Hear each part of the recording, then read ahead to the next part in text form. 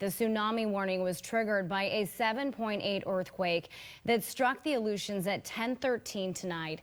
It occurred south of Chignik. You should seek higher ground immediately if you're in the areas affected for this warning of coastal Alaska. If you're in the tsunami zone highlighted in this map, follow the instructions from your local authorities and evacuate to higher ground.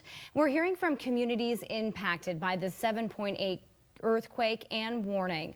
Places like Kodiak, where local authorities say they're asking people to move to higher ground and sounding the sirens. We spoke with someone within the Alaska State Troopers who say they are evacuating the low-lying areas under 100 feet. People are pretty concerned, especially with an earthquake that big, that close to Kodiak. The last one, there was no wave whatsoever. This time, we're not sure if there's a wave, but we're preparing like there is one.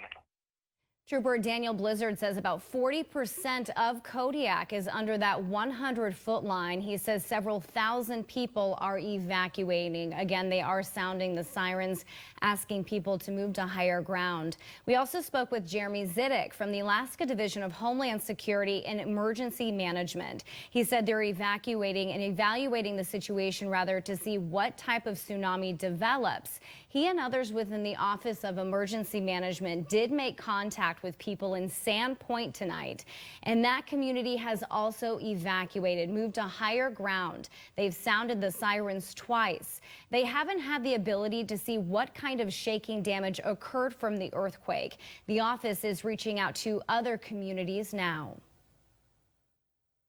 Our standard procedure is to begin calling communities that are closest to the epicenter and confirming with them that they've received the tsunami warnings, that they can implement their tsunami evacuation plan.